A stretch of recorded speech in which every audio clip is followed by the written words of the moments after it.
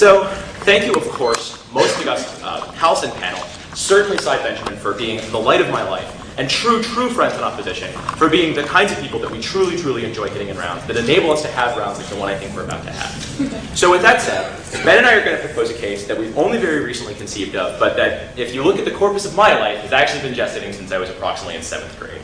So what we're going to put you in the position is the actor Grendel in John Gardner's Grendel. This shouldn't really be particularly important in terms of, like, it's not going to be, but as Grendel's mother, you have magic that does blah, blah, blah. Like, this is actually about, and I'll explain sort of the general principles of the case. So what happens is, you're a monster. You're definitionally a monster. But we caveat that you're also rational. You're a sentient being. Your mother is sort of non-rational. She's mostly just a whale on the floor. You've gamed your way out in the dark. You've gotten out in the world and you've found humanity. Humanity, huh? But humanity doesn't like you at all. They attempted to attack you. They've driven you out. They refuse to accept you. They can't hurt you now. This is post the dragon's charm. So they actually are incapable of hurting you, right? But they like, even when you went to them and you were like, please, just accept me. I'll do anything you want. They said, no, fuck you. You're a monster. So what we're going to offer opposition the choice then is, how do you organize the rest of your life? Do you victimize this group of the humanity that cast you out, or do you not victimize them? Do you wage war or not?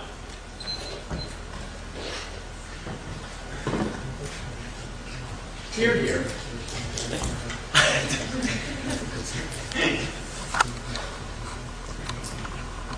Side now. Thank God I didn't base my entire prep session on that earlier conversation. No, okay, so I think there are great arguments for both sides. You guys are not victimizing We them. will not be victimized. Yeah, so we are the ones who are going to victimize them.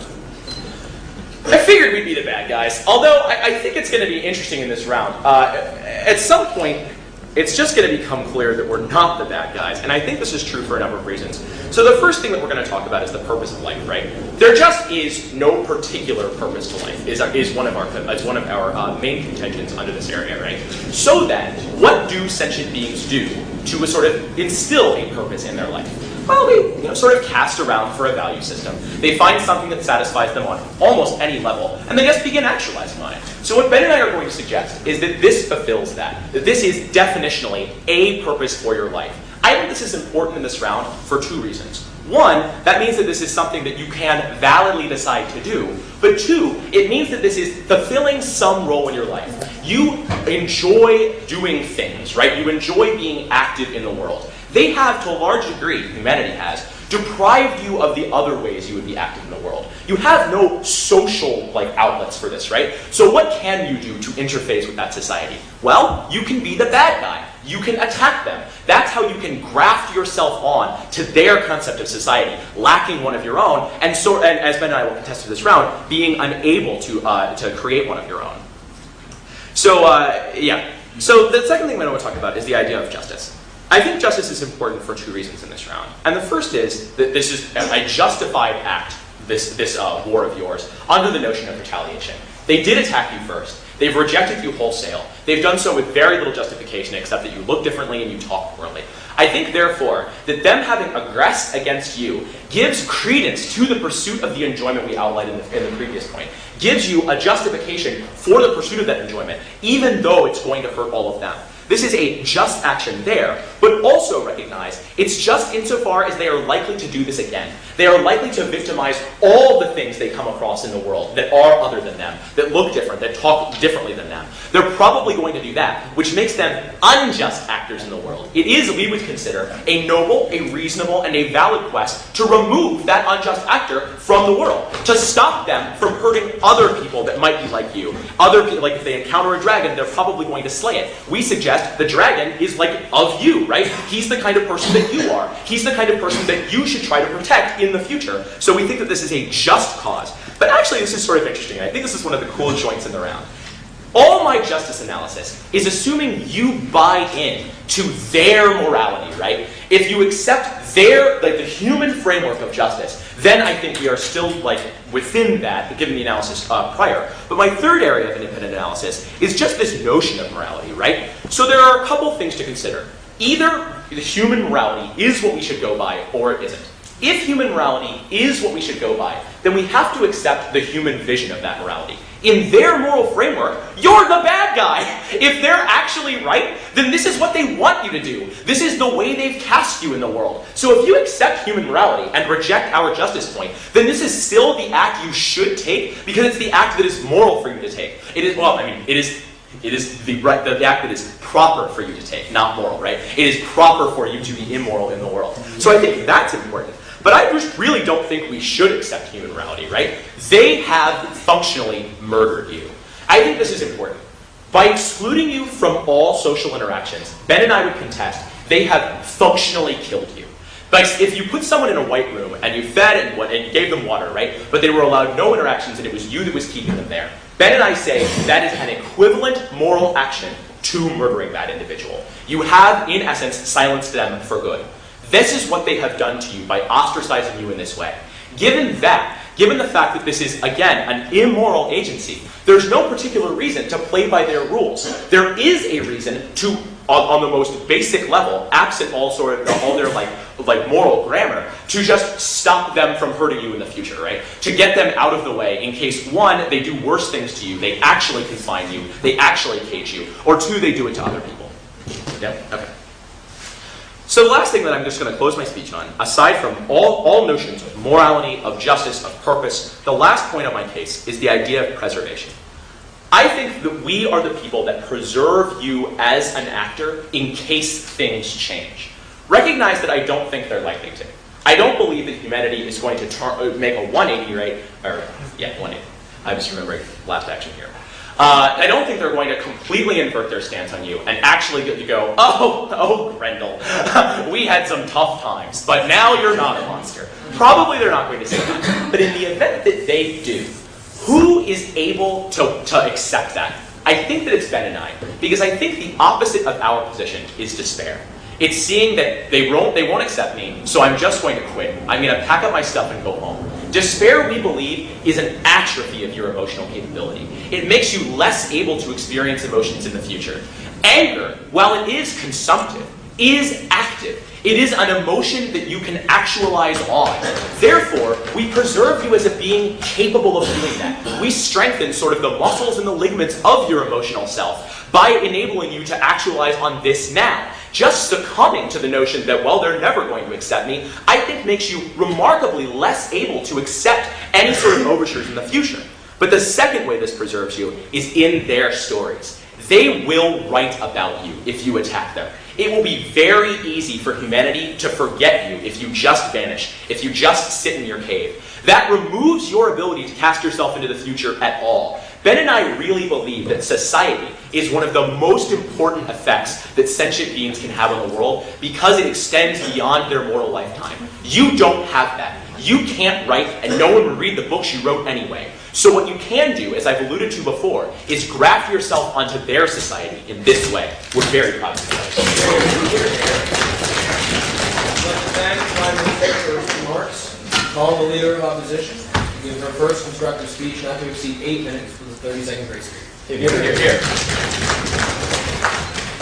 Obviously, thanks to everybody for coming. I've been saying throughout this tournament that I'm always happy to take a break from my senior thesis and trying to find a job to come debate about monsters. So that being said, the reason that I wanted to choose the other side when I talked about this with Andy earlier is because he predicated his case on you hating humans. But as you can see in case statement, there's nothing in here that says you have to hate humans. And so I'm going to give you 4 independent points as to why their side of the case is just really pretty wrong. So what's my first independent point? It's the idea of having a blank will.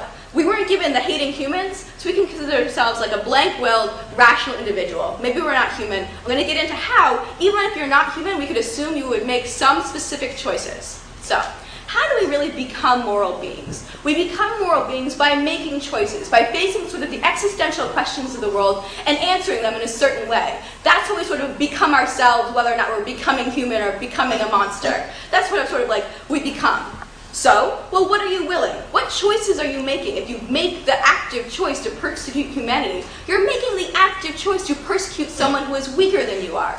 I'm going to say that humanity probably doesn't really understand you that well, is probably pretty misguided, and probably acted in a big mob, but nevertheless, one of 2 if you want it, I'll take you in a second. They are weaker than you. And what does that mean? It means that if nothing else, as rational beings, we could buy the golden rule, that we should do unto others as we would have done unto you. What are you willing? What existential choice are you making in this case? You're making a choice to persecute the weaker beings. Whether or not you're a monster, or whether or not you're a human, I think we can all recognize this is a poor choice, a poor way to actualize. I think there are lots of kinds of strength. Aren't they stronger than you socially and communally? Don't they have all of that power? A couple of different responses. The first one is just because someone excludes you from a community doesn't mean that you should act towards them in a violent way. Like that also isn't like an existential choice that we would be willing to make. And the second thing I would say is like the golden rule could apply in different ways in social and like in violence. So like maybe if we were given a monster community, we shouldn't let the humans into our monster community. But that doesn't mean that like we should actively like kill the human community. So I think that POI is like somewhat unresponsive. But what's my second independent point? It's just the idea of purpose. So when we're making these existential choices, we want our lives to sort of like have some graft, have some purpose. And Andy seems pretty concerned with this, and I think it's a good point. But I don't think they can get it on their side of the house. And why is this? Because in their side of the house, they have kind of like a regressive system. They can't hurt you. So all that happens on their side of the house is you kill more humans, they keep having babies, you kill more humans. There's no progress in that system. There's no development as a monster. There's no new choice being made. You preclude these other choices. You preclude your development as sort of like a being. And honestly, when you're trying to make a choice about how to order the rest of your life, we want to make the choice that allows us the most options of growth, allows us the most options for development, to become full monsters, to be happy. And like, I don't think they get that on their side of the house. All you do is kill. All you do is see violence. All you do is sort of become this lesser version of yourself, this sort of more evil creature, this destructive creature, this creature that wants pain for pain's end. I think that would be pretty bad. I don't think that's the monster that we would want to become. And furthermore, I think that life doesn't have a purpose. It doesn't have graft. It just has a regressive cycle. So my third independent point is the idea about the other. And this is sort of like a different tact in the moral argument. So what do we do when we sort of like make moral choices? We say that like, we see ourselves and we see sort of like this other being. And I think this case is also sort of predicated on like, how do we face the other? How do we face what is different from us? So not only would we not want to hurt the humans because like we're willing a world in which a stronger dragon hurts us, but we're also willing a world in which the other is treated as something dangerous. Whether or not the other has treated us badly first, while it may justify in some light us treating them badly, it doesn't mean that we have to. It doesn't mean that that's the best choice for us to make. And I think in order to win this round, Andy and Ben are going to not only have to prove that it would be in some way justified, but in some way the best world. Joel and I think what the best world is people facing the other and in face of persecution don't persecute back, but instead try to find other options and instead try to sort of like face the other and explain to the other what one is. Because when you simply act violently towards the other, you are always the other. You never become a human, a face, a monster that they can understand. So what's my fourth and final independent point? It's sort of like, what else can you do? And this is also kind of like semi-existential, I think semi-practical. So the first thing I would say is that how do we sort of like become the best that we are? I think Joel is going to agree that it's sort of in the light of other people that we become our best selves. It's by interacting with other people and by growing with our interactions through other people. First of all, you preclude all other interactions with humans at the point where you become this violent beast which they're always going to hate. Again, whether or not they've hated you in the past, it's not always going to mean they're going to hate you in the future. I'll offer more arguments to that case side. But the second thing I would say is that insofar as Andy wants to make weird arguments about the persecution of other dragons, well, why not go find the other that you can commune with? Why not go find these other dragons that like you could be with that might accept you? Like, why not find the other people in whose light you could flourish? Why not actually flourish instead of becoming this violent creature? Again, in order to win this round, Andy and Ben are going to have to demonstrate to you that human flourishing is made through violence. That in some way you become a better person by willing violent ends, by willing violent worlds. I think even as a rational creature and not necessarily human, that I think that you can understand that that's not a world we would want to live in, and it's not a world you should will this choice. Going case side. The first thing that they talk about is the idea about you have no purpose, you want to enjoy things, you want to like interface, and this is the only way that you can interface with humanity. That's not necessarily true. What Joel and I would submit to you is while humanity does act poorly in mobs and often sort of like persecutes Grendels in mobs, humanity is pretty complex. I think even sitting in this room, there's a lot of different types of people who like a lot of different types of things. Maybe the mobs didn't like Rendell, but that's not to say that some goth chick isn't going to think it's really, really cool to be best friends with a dragon. Maybe that seems a little specious to you, but I think it's a good argument to say that human beings are pretty complex, and more than that, they change. I think in the very evolution of norms you see throughout human history, the evolution from where it was okay to burn people in the 14th century to where now we say that it's probably not okay to burn people alive, whether or not you suspect them of being a witch. I think we can say that norms may expand, and insofar as you're some sort of monster, we don't know how your lifespan is, but it's probably pretty long insofar as they can't kill you, so you can probably live long enough to be able to interact with humans. Of course, if you're violent to them now, that precludes all interaction forever in the future, which means you live a really lonely existence, unless you can find these other dragons, but if you can find these other dragons, why not just live with them instead of killing humans? I think that's pretty reasonable. The second thing they talk about is just the idea of justice and retaliation. First of all, just because you might say that retaliation is in some way just, it doesn't necessarily mean that it's good. And moreover, I think it's probably not just to the point where you're persecuting someone who's suffering from sort of like a fundamental misattribution error. Like, they don't understand who you are. They don't get it. And we would never say to someone who is confused or is possibly mentally deficient that they're in full responsibility for their mental choices. I would submit to you the mob isn't a rational being. In fact, the mob is kind of a retarded creature, makes retarded decisions. I'll take you in a second. We shouldn't treat them as rational, and maybe it is just and it's not good, but if it is just, I say that I would submit to you that it isn't just insofar as this isn't a rational being and not in full control of its will. Sure. The reason why we don't actually hold mentally challenged people responsible for their actions is a social construction, because socially it produces a good outcome. It's not just a sort of natural argument, right? In a state of nature, without any socially constructed norms, why would that matter? Two responses.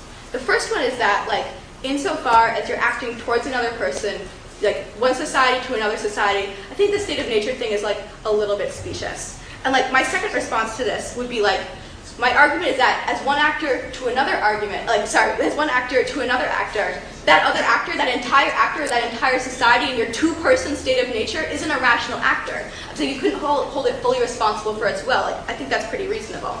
The next thing they say is that you want to remove injustice, they will slay the dragons.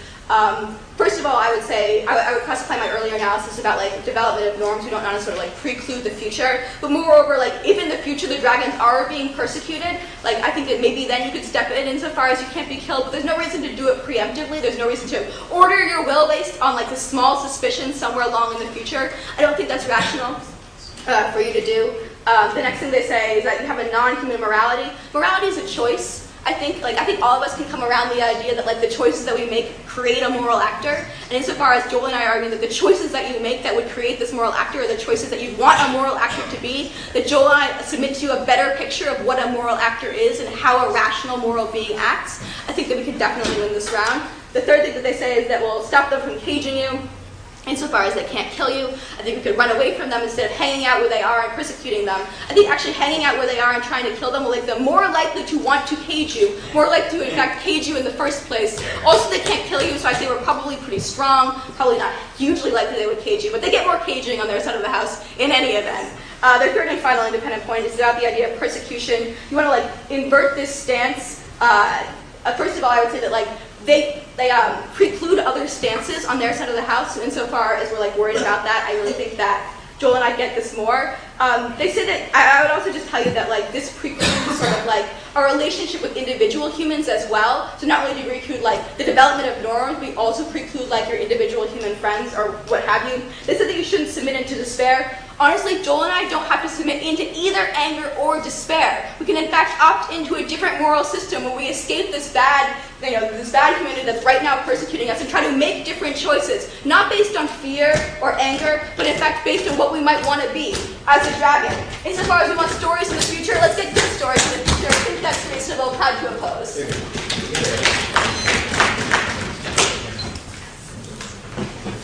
I'd like to thank the Leader of Opposition for her remarks. Now call on the Member of Government, Ben Strauss, to give his speech, not to exceed 30-second grace. Here.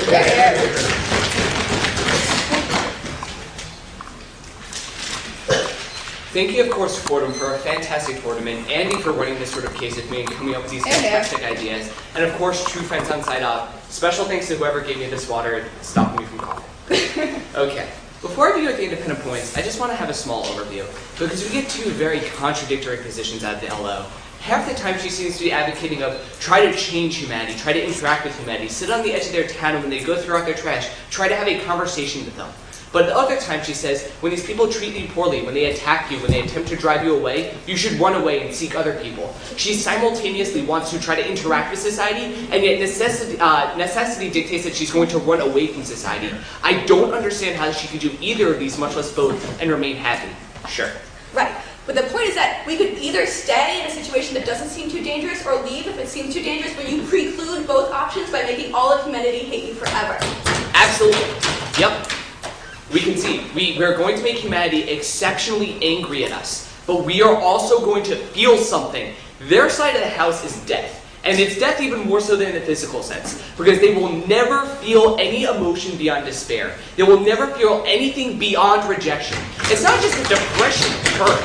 It's not just we don't like depression in current society. It's an emotional death. They will never have a conversation with someone on their side of the house, because the only way someone will converse with you is if you hold them down with their claws and force them to talk. We're fine with defending that. We're fine with tearing their heads off. We're fine with discussing poetry before torturing them. We're fine with doing anything insofar as we can feel. We're alive on their side of the house, which is something they can never claim. They're equivalently and punctually just saying, live a life of despair without any emotional potential. I think that's horrendous.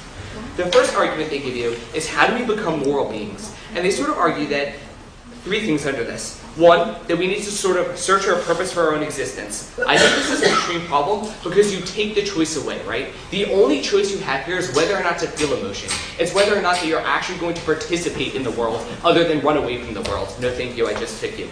The second argument she gives is that they're weaker than you, so you have some sort of prima facie moral obligation not to hurt them. But Andy writes about an amazing POI, and he says, but aren't they stronger than you in a more important sense, in a social sense? They may not be able to physically hurt you, but emotionally they've destroyed you. They have a society, they have interactions with each other, they actually feel something, they have expressions, they have feelings, they have relationships. All of these things are being denied to you. What we tell you on case is that if you lock someone in a room and refuse them any social contact whatsoever, you'd be functionally killing them. It's not just brain waves and being aware that you're hungry that makes you a human. It's actually feeling emotions. It's actually interacting with other people. They are denying this to you, and they're the only people capable of denying this to you. This sort of interaction is their strength. They are stronger than you, and they are hurting you. You might be physically stronger, but that doesn't mean that they don't have other capabilities.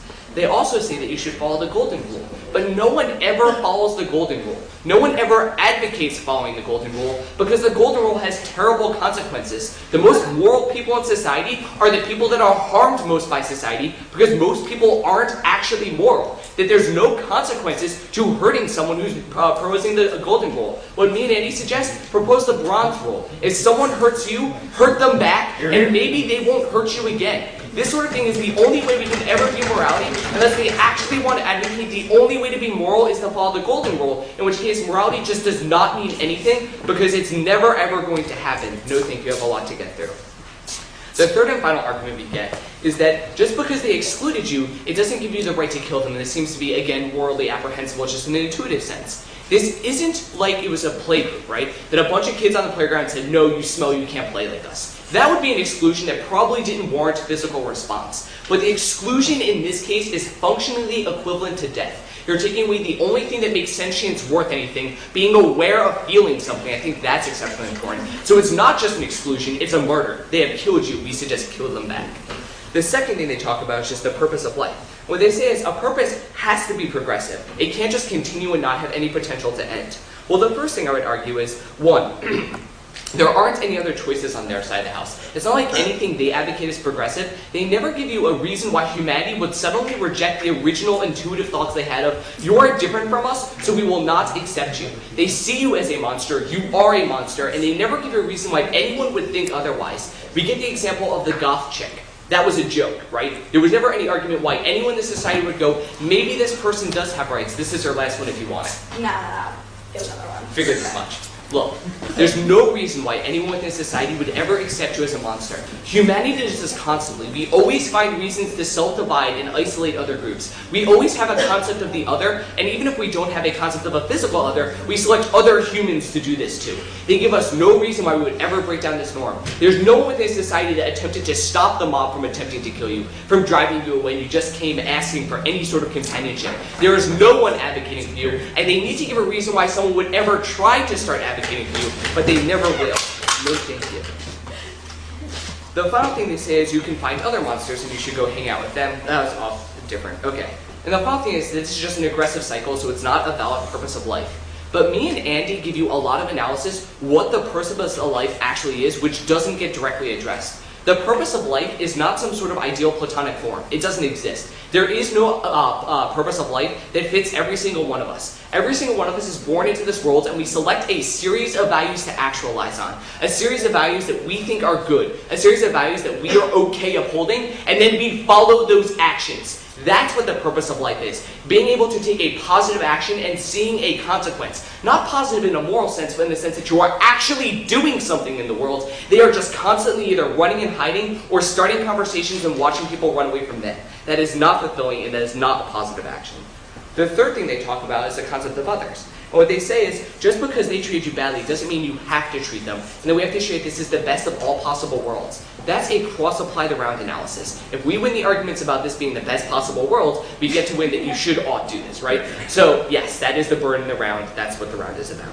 But they also offer a distinct argument. What they say is, that this specifically isn't the best choice, right? And again, that's also a cross-applied.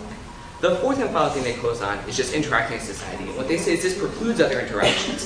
This is extremely problematic because their side never gets interactions either. We at least can force people to interact with us, right? When we're like stealing people and killing them, slaughtering them in the mountains, we can interact with them. Even if it's just them screaming, it's at least them responding to you. You can have conversations with these individuals, or you could just follow the bronze rule. All these things are allowed to have interactions, but on their side of the house, they just acknowledge that humans have the right to deny you entrance into their society. They have the right to deny you these sort of things, and I think that's a big part on their side of the house, because they're always going to choose to do so. Why would they ever do otherwise? The final thing they say is you should go seek out other people like you. It's not like you were in the cave and then you wandered out the first day and went, oh, humans. You are actually on a quest. You are on a quest for some other sentient beings, and you happen to find sentient beings in humanity. There might be other dragons out there, might be other monsters out there, but how are they going to find them? What they're advocating is just searching far and wide, questing throughout the world, attempting to find someone that will accept you. The problem is, they're never going to be able to achieve anything because the only thing they will ever fear is despair. They will be depressed. They will be unable to just console themselves because the only interaction they've ever had was rejection, and their response was to run and hide from that instead of actually facing it. Going back to his side. Sticky paper. Cool. The first argument we tell you is about the purpose of life. And the response we get here is mobs are complex and we can't hold individuals responsible for them. Okay. Why would we ever think that they wouldn't act in a mob mentality? Why would we think that they wouldn't ever just reject you? The inculcated ideas in this human mob isn't just that you're like a group of people together, but the mob mentality is actually throughout society. The inculcation of rejection of others is just in everyone innately. It's just not like when they're grouped together. The second thing they talk about is just you can act change. Like we used to accuse people of being witches and burn them, and we no longer do so. But yes, we had conversations about that. We had people within the society saying burning people might not be bad. Who is standing up within the society? Everyone is rejecting from the society. The second thing we talk about is the idea of justice. And they say this is a misattribution problem, that that we shouldn't hold people who aren't aware of us morally responsible for what they've done. The argument we're making here is not within the human moral framework, but just it seems an eye for an eye, a tooth for a tooth is a naturally just mechanism for selecting a morality, right? Barring any other social construction that would mitigate the harms of it, because socially you would want to mitigate the harms of an eye for an eye or tooth for a tooth system, then that's what seems to be best. The response we get to this POI is just strange though. The response is, these people aren't rational. If they're not rational, then how are you going to change their mind? How are you ever going to affect change? At the end of the day, I'm not going to get to the last 2 points, and I apologize, but I think we're winning this round.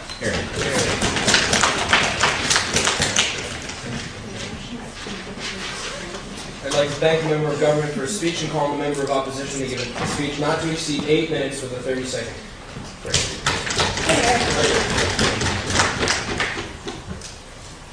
Thanks, everyone. Everyone has been totally amazing. I'm really glad to be debating here, really glad to be debating this case. Mr. Speaker, members of this panel, there's something I just don't understand, and that's this. We hear right at the top of PNC, life has no meaning. And the debate has been about ascribing meaning to it. But throughout everything we hear from side government, they presume that individual interest and utility in violence is somehow the meaning that ought to be ascribed to life. What Abby and I are maintaining is that actualizing yourself by harming others is not the correct moral standard to universalize. That it is not a philosophically coherent system in that we think that all proper systems are predicated on recognizing other agents and the value of other rational agents in your society. But we would say something more. Throughout all of their case, they're assuming in some way that violence is fulfilling. And this is where I'm going to disagree. Mr. Speaker, harming people doesn't mean that you are not harmed. Retribution doesn't undo the wrongs of the past. Members of this panel, hurting people is the ultimate form of despair. It says we can never arise above our situation. We must always stoop to violence. We must always descend to their level. We can never overcome. We can never be higher. We can never be greater. We can never rise above the platform of individual self-interest and casting the other in a negative light. That isn't a tenable platform, and that certainly isn't a world that we would ever want to actualize. At that point, at the point that we are a free will choosing what to actualize, I think it's very clear that we've won this round. But let's first look at Ben's overview that he gives you. Because he says, well, there's a contradiction in that they say maybe people will change and maybe they'll run away. And I think Abby answers this on a POI. Why isn't this situationally specific? But we then also add in, right, that we think moral action is actually about ourselves and our relation to each other in a higher philosophical sense than just, are we interacting at all? We think it's personal, it's totally applicable, even if they say we're going to be running away a lot, to run away and try to discover beauty and try to discover truth. That we can have a meaningful existence devoid of relations with others. And we explain to you that we still can have relations to others, and we give you arguments to that effect. But recognize, even if they can prove that you will have no relation to other people, that's not really proving anything for their side, at the point that I don't think it's the case that we need violence to have meaning. I think we can find meaning in truth. I think we can find truth internally. I think we can find meaning in beauty. And I think we can find beauty in nature. I think we can find all of these things without the interactions they claim. And in fact, I think the interactions they claim are antithetical to the values we're espousing in philosophically justifiable positions. We do think that there's an inherent value to beauty, to truth, to life, and these things. But these are all things that they are undermining at the point that they're slaughtering people, at the point that they're destroying communities. But let's continue. Because Abby first talks to you about the concept of a blank will, right? And they say, look, they decided to prosecute you, sure. But they're weaker than you. They're not fully rational agents, which is also her response to the POI. And what we hear is like, look, they're stronger in other areas. So I'm not sure that this actually justifies violence against them. I'm also not sure that you can't find a community which is equally strong. Abby explains you can just keep looking. Just because you've started your quest and found someone who wants to hurt you doesn't mean you can't continue your quest to find someone who does not want to hurt you. But we continue by saying this. We continue by saying the fact that these irrational actors have a community in no way means or somehow leads to the conclusion that we ought to destroy that community. Mr. Speaker, members of this panel, you are in a world, in a situation, in which you are on a higher plane of existence, right? Just because you may be, say, the lone adult in a room full of children, doesn't mean that if the children are picking on you, you too should pick on the children, right? At the point that we have people of a lesser value of intelligence, who don't actualize what we believe to be a better philosophical standard of treating the other with some level of respect, does not mean that because they are not just, we ought not be just. Though they may be able to prove to you that there is a world in which this would be acceptable, we'd say it's not the preferable world to choose. This is not a debate over can they justify preemptive action or can they justify violence, which I don't think they can, but a debate over should we choose to do that in light of the fact that we cannot be harmed. The reasons we have preemptive violence, the reason we fight people, the reason we have conflict, the reason we feel we have to descend to the level of immorality is because we often feel we will be harmed and we won't be able to maintain higher moral standards. We must go to war because if we don't, then the higher morality, the rights that we espouse will be destroyed. But we can't die. So that's not going to happen. So what does Abby tell you under this? She says, look, not only do we have these concepts of the golden rule, but we better have purpose at the point that we recognize these things, because their system is inherently regressive. And what we hear is, but they're not going to accept you. No, no, no, not ever. I don't think this is necessarily true. Throughout all of time and history, we've seen that people haven't been accepted at points, and over time we have seen systems changing. But on top of that, that argument is in of itself, the despair that they are claiming is so bad. Things will never change. My life will never get better. I am doomed to an eternity of hatred and violence is nothing but what they're accusing us of. I think our situation is actually much more enlightened and is not in fact filled with despair. At the point that we recognize that we can have these higher qualities, I feel that we very clearly win and avoid the trap that they themselves have fallen into. We then talk about actualizing the other, sort of looking at the world vis-a-vis the other, and also our alternatives. Our alternatives are the fact that humans, while irrational in mobs, may be rational as individuals. And they just sort of say, but we can't force interactions. And our point is that in some situations, we may still be able to have these interactions. Obviously, we don't fully know what's going on in the future, but I think it's safe to assume that at the point we're running around killing people, the probability for meaningful interaction with humans goes downhill really fast.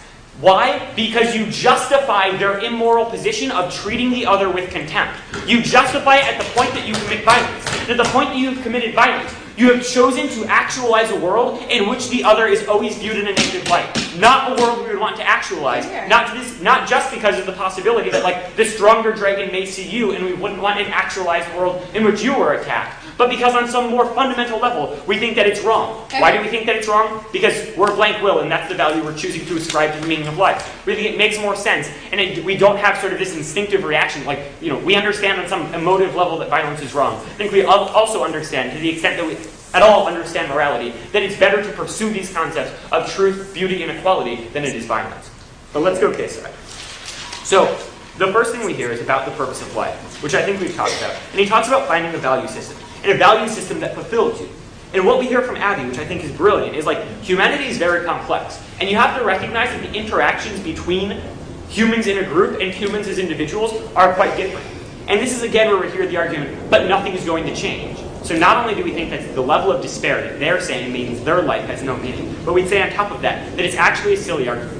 I think there were plenty of times in which individuals believed something was not possible, and there was very, very little objection to it. And over time that changed. Over time things adopted.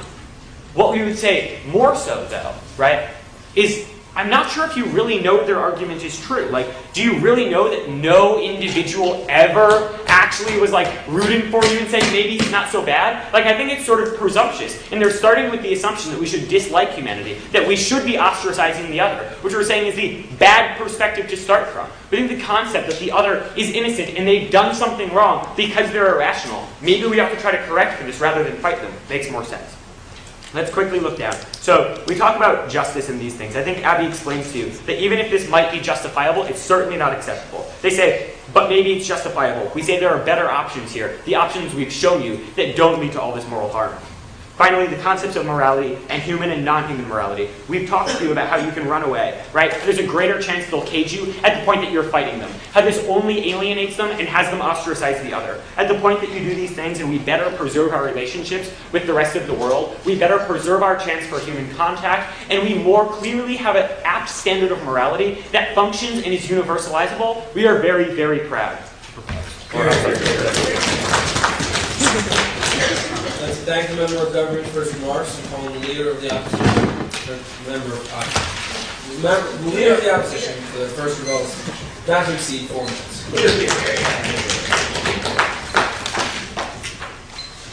Obviously, thanks again to everybody who came out to watch the round. I'm having a whole lot of fun.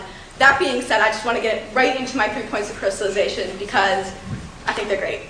So the first thing that I want to talk to you is, could you feel or act on Joel's side of the house? Because a lot of what Ben talked about is how if you buy Joel's and my side, you're opting into the system of despair. He doesn't really tell you why it's despairing, but he tells you that it's despairing, and he tells you that several times. But what does he say? What does he say about what free will is? Ben says that free will is the purpose of life is not an ideal platonic form, rather, it is a series of values that we think are good. You want to take positive actions that have consequences. But of course, Joel and I can do that. Joel and I can find beauty. We can go out and see beauty and seek out what it means to be beautiful under our system. We can go out and seek what it means to be truth. What are the metaphysical truths of the world in Joel's and my universe? Obviously, we don't know right now because we're a blank-slated individual. We can go out and we can face those difficult existential choices that create a robust self. I think that Joel and I can create positive outcomes. We can in fact create things, create art, create beauty, and create our own meaning. There's no necessary despair on my side of the house. There's no necessary despair that Joel and I are buying into. And I think that the assertion on that side of the house that it is really just loses them the round. Because we can order our lives without interacting with our persecutor. There's no necessary reason why we must interact with this other creature. Why this other must be the ordering principle of our lives, and they've given you no analysis to that effect. What they do on their side of the house is, in fact, make a choice that precludes all other choices, a choice that's regressive. Once you kill one human, once you continue to you choose to will your life to kill humans, then that's the way your life is always going to be. It's precluded being friends, it's precluded finding these other meanings, because the humans are always going to be after you. So in fact, the choice that they've chosen is a choice not to grow, not to continually face existential choices, not to continue day by day to decide what's important to you, but to decide based on that you're just going to order your life based on violence. Joel and I don't think that's good, because what do on their side of the house? On their side of the house, they will a world in which it's okay to pick on the little guy. Rational beings, whether or not we as fallible moral actors choose to follow the golden rule or not, do recognize that we would want people to treat us well. That's not a value on their side of the house then that we want to buy into. Insofar as we're choosing our values, willing the world that Andy and Ben have isn't a world in which we would want to live in, not a world we would want to will, and at that point I don't think they can win the round. But fundamentally, what doesn't Ben respond to? He doesn't respond to my very last point, which is that we don't need to buy either anger or despair. Fundamentally, honored speakers, what you're asked to present with is a choice to will a world. I think that Joel and I have presented to you the world that we would rather live in. So what's my second point of crystallization? It's the idea of the other. Because I presented to you an argument that one kind of unresponded, that giving of itself and loving is creating the better self, the less selfish self, and I think Joel really harps on this. So of course, what could we do? We could find these other dragons, we could find these other beings in which to interact with. I'm not really sure what Grendel does. Imagine there would be something else that we could interact with.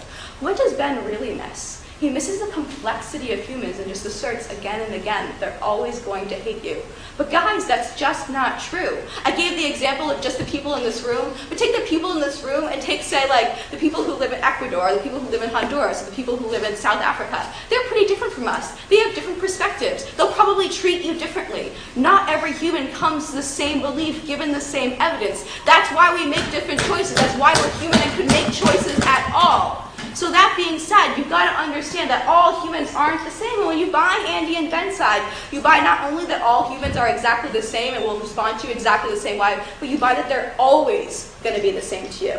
So even if they can convince you that it's just, and that doesn't mean it's right, like, first of all, I wouldn't say that, like, even if it is just that it's right, but second of all, I would say that the action isn't justice towards the other. Because while people may be rational as individuals, guys, they're not rational in groups. And as a group, they don't make the rational choices that we could say could create a just outcome. So what do you do when you act towards the other in this way? You validify their view of you, and you validify their view of you forever.